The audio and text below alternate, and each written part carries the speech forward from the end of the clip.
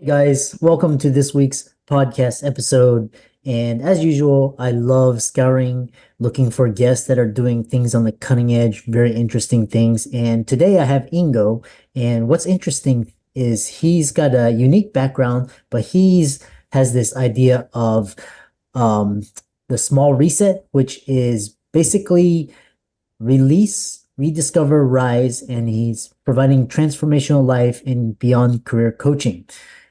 What's interesting thing is he's now living in Mexico, and we're going to talk all about that. And I love having guests that can inspire, motivate, and make a difference for the audience. So, Ingo, welcome. Thank you for having me here, Christopher. Yeah, Pleasure. I love having guests that are doing things 10, 20 years before the mainstream. You're doing that. Tell people about your journey, your spiritual awakening, and how you're helping others. Yeah, so my journey started actually also quite normal, right? I studied, I went to university, I'm an engineer, and I started working. And for more than 15 years, I was working in the semiconductor industry, and I had what most people would consider like a successful life, right? I get my promotions, and we built a house, and we had a car, and we had built a family, and we were kind of successful. But it didn't really fulfill me. So 2 years ago, me and my family decided that it's not everything. And then also when the pandemic came up, right, the situation changed again. I mean, before I was traveling also I had customers in Asia and in the United States mainly. But then during the pandemic, we were just sitting at home, and I had these Zoom meetings all day, and the kids didn't really go to school anymore. And then me and my wife were sitting there, and we said, okay, let's go for the adventure. Let's go to Mexico and travel and see if we find something better. And if you're anyway sitting on the computer, you can do that from anywhere, right? And that's how it started, right? And we sold every car and basically all our belongings, a few bags and our kids and two dogs, and we went to Mexico. And that's where we're now. And it's actually interesting how I came to this decision, because I also worked, that's maybe interesting to your listeners, because like in a corporate, right, monthly paycheck, I cannot stop working, right? I need the money coming in every month. And you have this limiting beliefs that tell you that you cannot do something different. And yeah, we did it. What we said to ourselves, we basically just said, what is the worst case that can happen? And we thought, okay, the worst thing that can happen is after 1 year, we just go back and we look for new jobs. So, and that made it easier for us, right? It's very interesting and very inspiring because there's a lot to unpack there because we're so socially conditioned to, because you have everything. You have a stable job, high-paying job, semiconductor, you have a beautiful house, wife, kids, and to just let all of that go, for a lot of people, it's just too much emotional energy. They can't do it. It's just too much inertia. So one thing you pointed out was you were not fulfilled. What was it that was not fulfilling? Was it, you had everything, right? So then same thing with me. Like people ask me, you had everything. Why did you let it all go? What were you searching? Like what was going on? Yeah, I think that happens to many people. I was like that, I'm talking for myself, right? But through my discussions and also through my coaching, I figured out it applies also to many other people. So when you're a student and when you start your career, you're kind of driven and you want to have your goals and you want to reach certain things, right? And you're driven and everything seems fine. But then when you become a little bit older. Yeah, so you had everything, a big house, a nice job, wife and kids, and for a lot, that's everything. And what prompted you? You said you weren't fulfilled, so what made you want to change? It was like most people would call this midlife crisis, but I think there's more to it. So elaborate. Yes, and I think it's also, yeah, midlife crisis may be a term, but I think it comes even older. I think for many people it comes. I'm talking here for myself, right? But through my discussions and my coachings, I understand that it's happened to a lot of other people. I think when we start our careers, right, we come from university or from college and we start working, and we have all these goals and we're driven and we want to reach certain things, and we think these things will make us happy. But when we have them, and for me, it was right now after starting with 35 or something like that, when the kids grow older and you're getting promoted, but you're not getting the same fulfillment from that anymore. And also money is not so important anymore. I mean, for me, it was like the realization that something is missing and that I need, let's say, more balance or more holistic, or let's say a balance between the different areas of life, right? And that's what I was missing. So there was also like more, let's say, call it a spiritual element that I was missing, or let's call it more purpose, right? That you just want to make some more contribution that's more important for you than just like going after the business or doing this kind of stuff. Yeah, it's interesting because graduating, medical school and then they like your first paycheck, your first couple paychecks is like really nice. It's like, oh, it can, but then Right. after a while it just wears off, it's just basically a number in your account and you're like, Exactly. yeah. So, and then kind of the next question I have is, so one thing that I did an experiment on myself was, this process of letting go, because you let go in a big way. So, what is your advice to challenge people to let go? Because, it's like people are like holding on to these things and it's keeping them back. But if they would just let go, they could make space for the things that are supposed to come, but it's just so hard to let go. So how do you let go? You did your house, your career, everything. So Yeah, I think that was kind of radical because it was everything. It's also not, I mean, I wouldn't recommend that to everybody, right? I mean, everyone needs to find its own way, its own solution. It's not for everybody the right thing to move to the other end of the world and start a new life. But I think letting go is something very releasing. I mean, for me, I also said, oh my God, I'm selling my house, I'm selling everything. I collected all this stuff all over these years. And I mean, most of them you don't even need, right? You have them at home, but you don't really need them.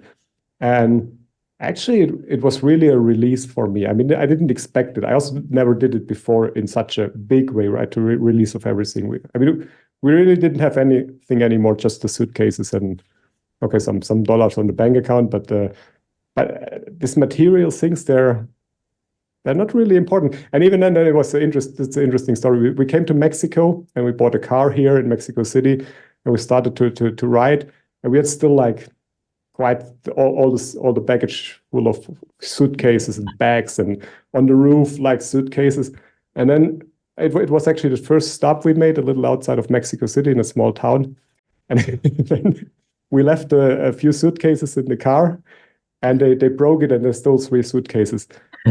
And we didn't really care because it was still too much somehow, right? It was not our passports or something important, right? It was just some other things, that some clothes or winter clothes or nothing really important. That's why we left it in the car. So, but when we left, we still thought it's somehow important. But when they stole it, we said, okay, then so yeah. What is whatever. when you release everything, when you sell everything except like a suitcase and your bag of clothes or whatever, what does that feel like? Do you feel like lighter? Do you feel like I'm just curious what that feels like. I think yes, it gives you freedom. It feels very good. It releases you because Yeah. I think that's one of the main problem because that most of us have, right? We want to be rich and be successful and everything, and we think if we have more money or more things, we have less problems. But it's not correct, right? Because if we have more money, we also have more problems because we worry more about losing all the money, and so if you have less, you also worry less. So it was really a release.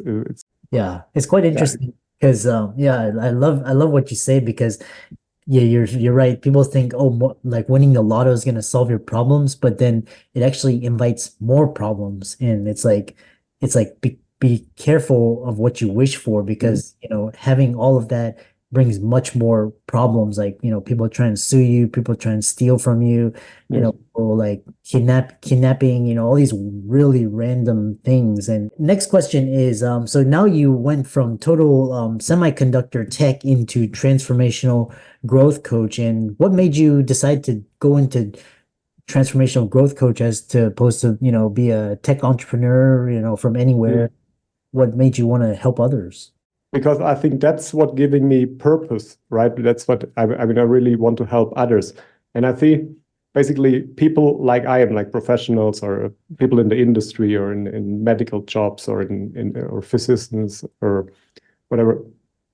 They're all successful, but they also have, or some of them have this element that is missing. And I want to show them away from just focusing on your business goals to become, I call it holistically successful, right? Which doesn't mean only the money or whatever, but it's more like a broader sense. And I Yeah. think that's what many people find out, as I said, when they become a little older, that this element in life is missing, and they want to get there, but they don't know because they're so trapped in their beliefs and what the society and social media tells them what is success, that they don't dare to go out and just look for it Yeah. and find their own way. I love that. And because you did it, like I said, you did it in a very big way. And plus, I've known a lot of colleagues, they did it on a smaller scale.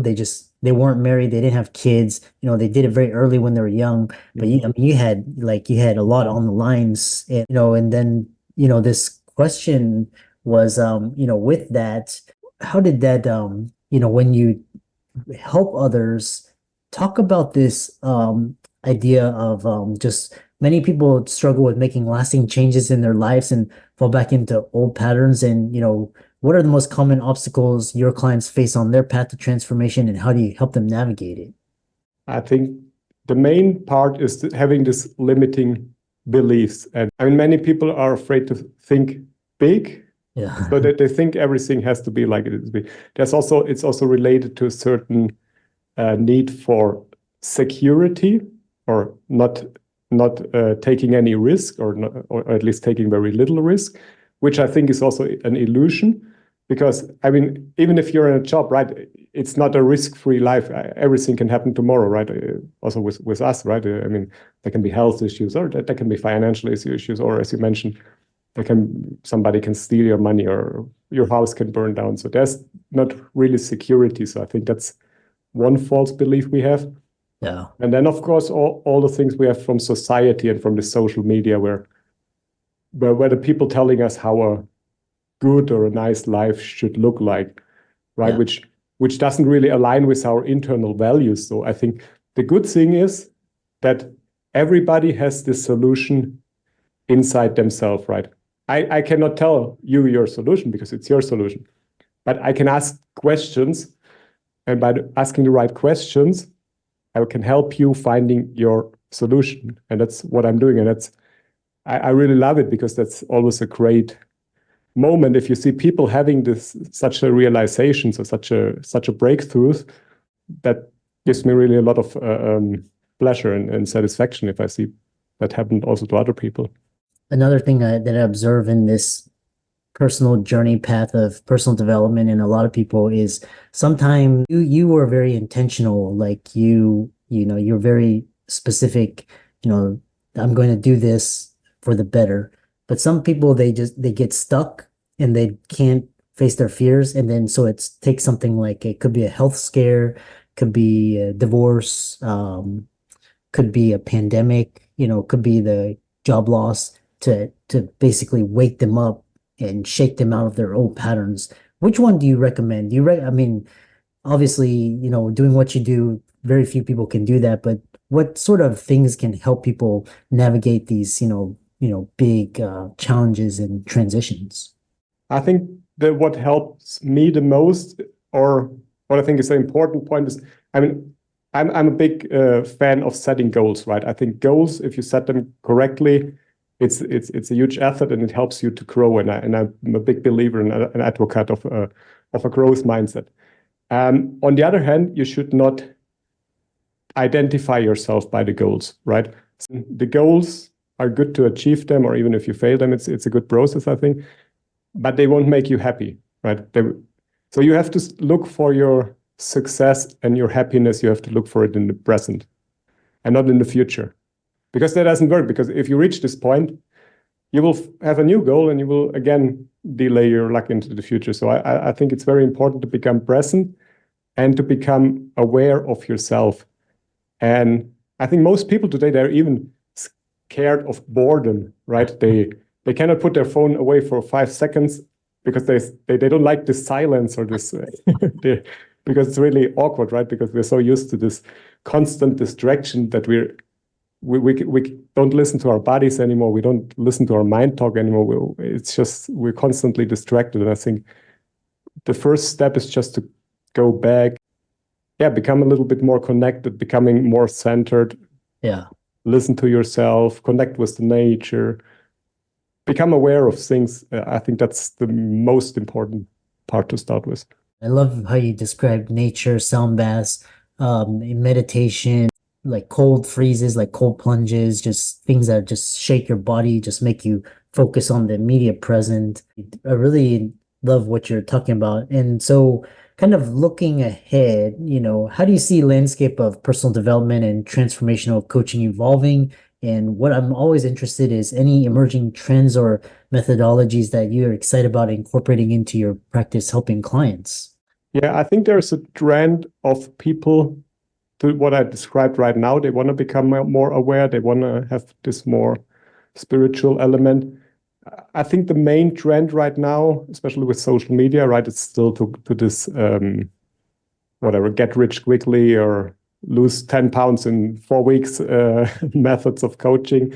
So I'm not a fan from it. I think they work, but they're purely based on motivation. So of course I can motivate myself to go now to the gym for 2 months, but it won't change my mindset, right? So I believe more in transformational changes, which requires that you look inside yourself and dig deep and dig out all your traumas and all your limiters and all your beliefs, which is not always pleasant, but it's once you have the breakthrough and once you get over it, it's much better. On social media, connect with you, check out your work, reach out to you, and work with you.